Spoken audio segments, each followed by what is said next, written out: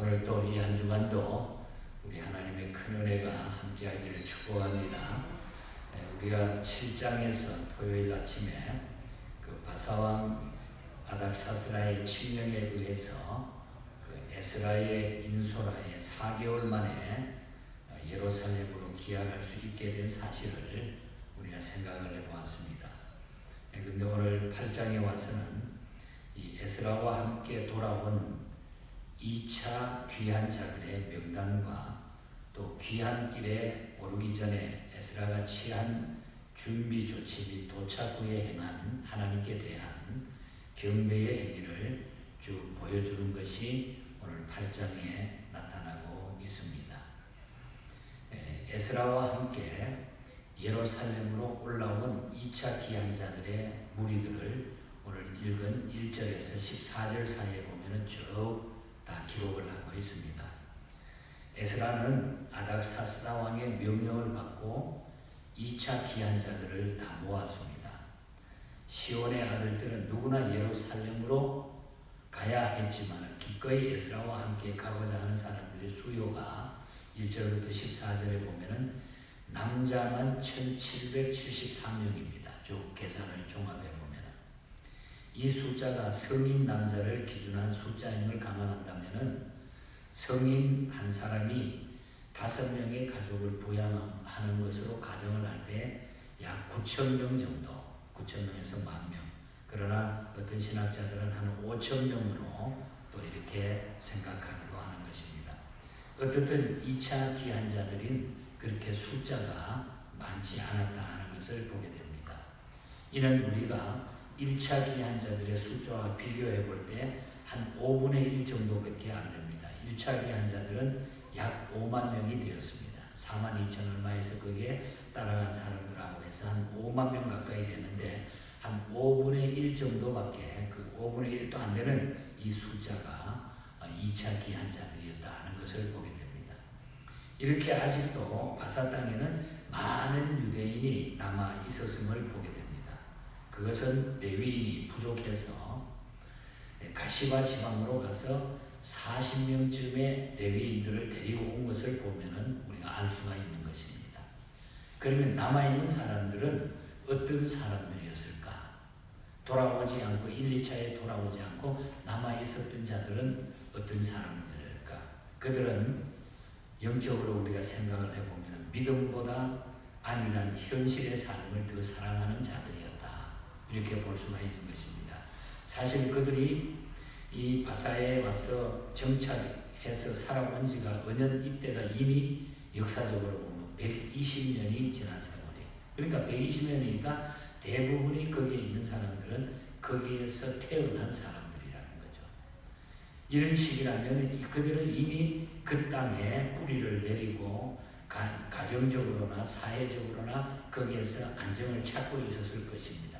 어쩌면 우리가 이민 와서 살아갈 때에 우리 2세들이 여기에 태어나가지고 있는데 우리가 다시 고국으로 돌아가자 뭐 이러면은 갈 사람이 별로 없을 거예요.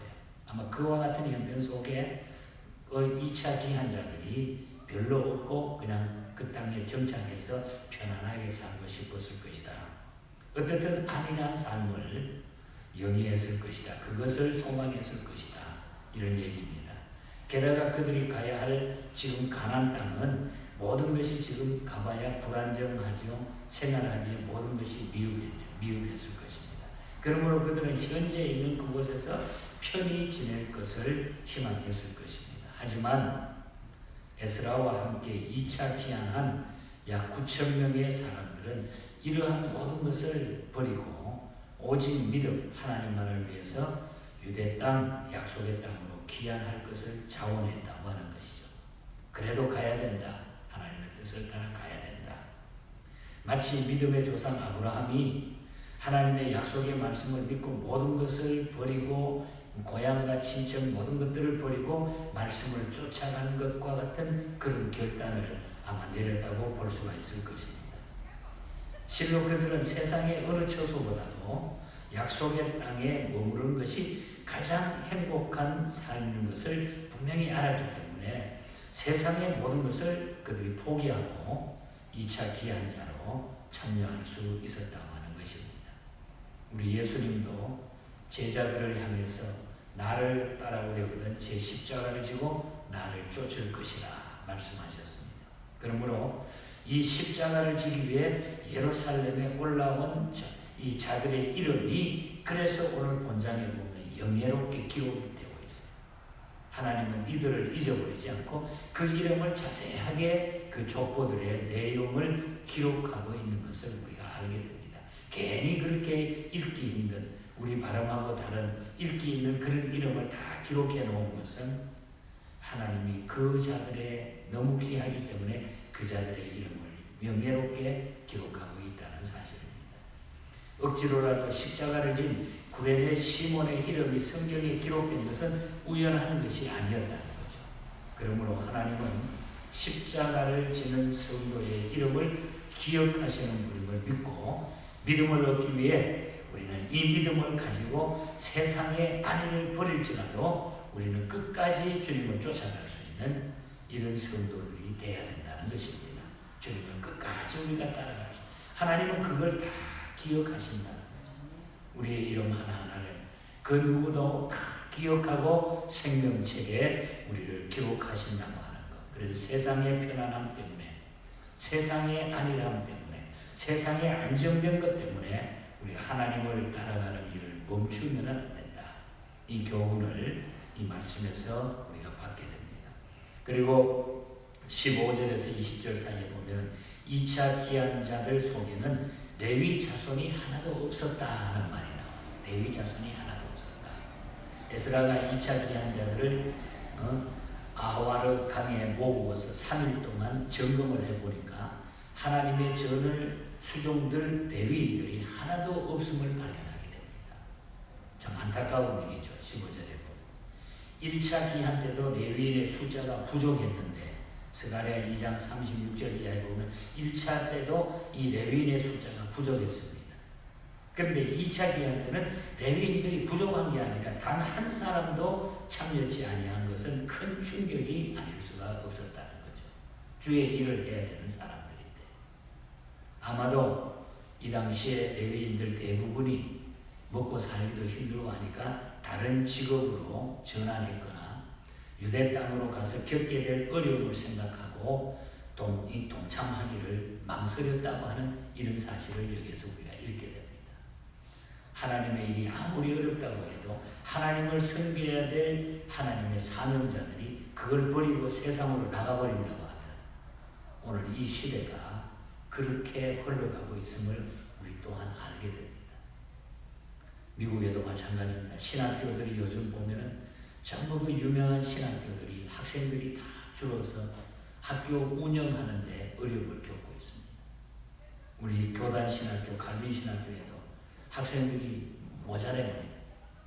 많은 경제적으로 어려움을 당합니다. 우리 한국 학생들이 거기서 빠져버리면 더 낭패가 돼. 그러니까 미국의 백인들이나 미국의 오리지널에 있는 살아가는 분들이 목회자들이 주로 가서 지금 백인들 교회 우리 한인들이 가서 목회하는 이런 입장이 돼가고 있습니다. 세상이 좋아지니까 거기에 다 빠지고 모든 것들을 다 그쪽으로 그냥 눈을 돌리니까 하나님의 일을 할 사람이 없어진다는 거죠. 어쩌면 이 시대를 보여주는 그런 메시지인지 모릅니다.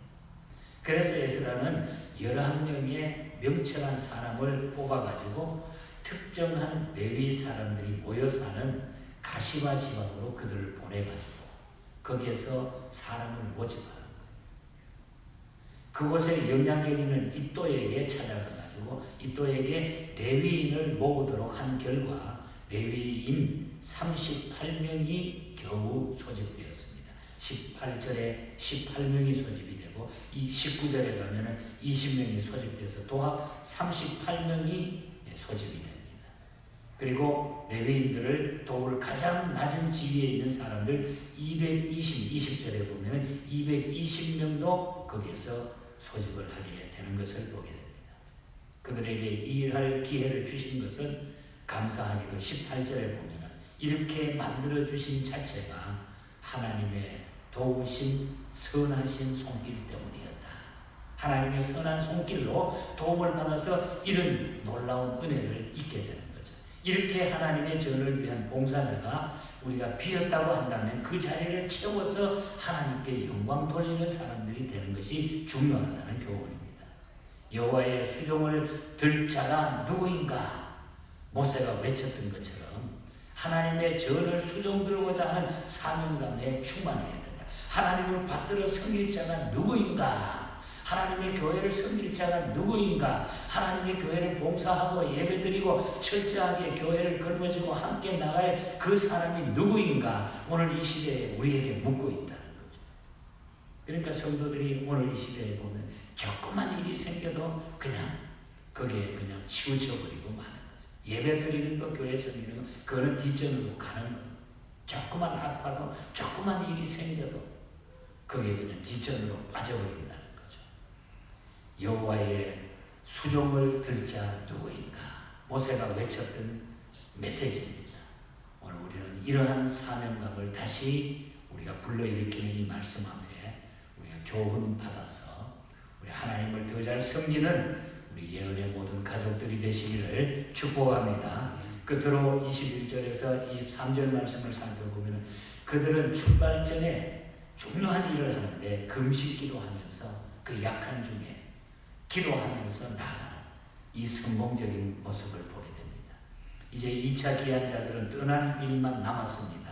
하지만 제일 중요한 일은 4개월 동안 1500km나 되는 먼 길을 향할 때에 그들 모두가 무사히 도착할 수 있는 안전입니다. 우리가 똑바로 갈 수 있고 안전하게 갈 수 있는 일이었습니다. 그래서 에스라는 바사왕에게 그들의 안전을 위해서 호의를 부탁할 수도 있었겠지만 하나님의 백성이 인간의 호의에 의존한다고 하면 하나님의 명령과 손상당함을 에스라가 알았습니다.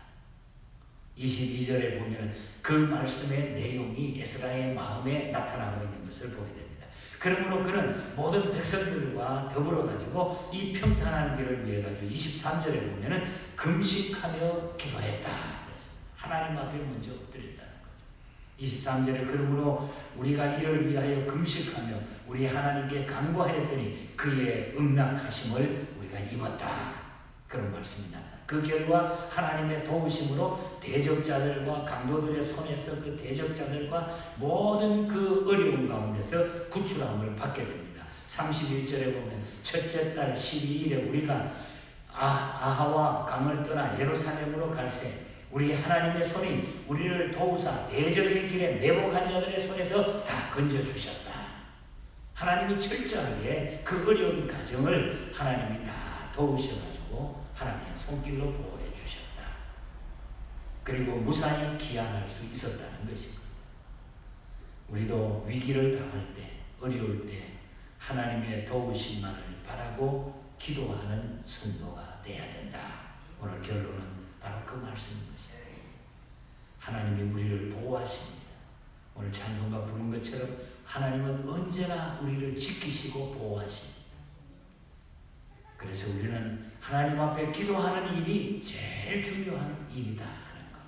그래서 2차 기한이 무사히 이루어지게 되는 이 모습. 하나님의 선한 손길을 통해서 일꾼이 부족했지만 하나님은 어떤 방법으로든지 일꾼을 세워주시고 모아주시고 거기에 합당한 자들을 하나님은 끌고 그 역사를 주관해 나가시는 하나님. 그러니까 우리가 걱정할 것 없어요. 하나님은 하나님이 하시는 일을 철저하게 어떤 방법으로든지 다 이루어 나가신다. 숫자가 문제가 아니라고 하는 것입니다. 그래서 우리는 하나님 앞에 이런 철저한 믿음을 가지고 서시고 이 믿음으로 끝까지 우리가 천국 가는 그날까지 아름다운 모습으로 주님을 섬길 수 있는 저와 여러분 모두가 되기를 축복합니다. 하나님 아버지 감사합니다. 아무리 힘들고 어려워도 우리 하나님 앞에 엎드려 기도하면 또 하나님의 일을 받들어 섬기려고 하는 우리의 중심이 하나님 앞에 드려질 때에 하나님의 역사하심이 일어나고 있음을 보게 됩니다. 에스라를 통하여 이 어려운 2차 귀한 이 모든 일들을 이루어 나갔던 것처럼 오늘 저희들도 이 시대에 하나님의 선한 손길을 바라보며 최선을 다하여 주님 앞에 교회를 섬기며 가정을 섬기며 맡은 사명 잘 감당하게 하여 주시옵소서. 낙심치 아니하고 두려워하지 아니하고 주님을 바라보는 저희들이 되게 하여 주시옵소서. 오늘 하루도 이 한 주간도 주님 함께 하여 주시고 우리 모든 예언의 가족들을 지키시고 안보하여 주시옵소서. 거룩하신 예수님 이름으로 기도하옵나이다. 아멘.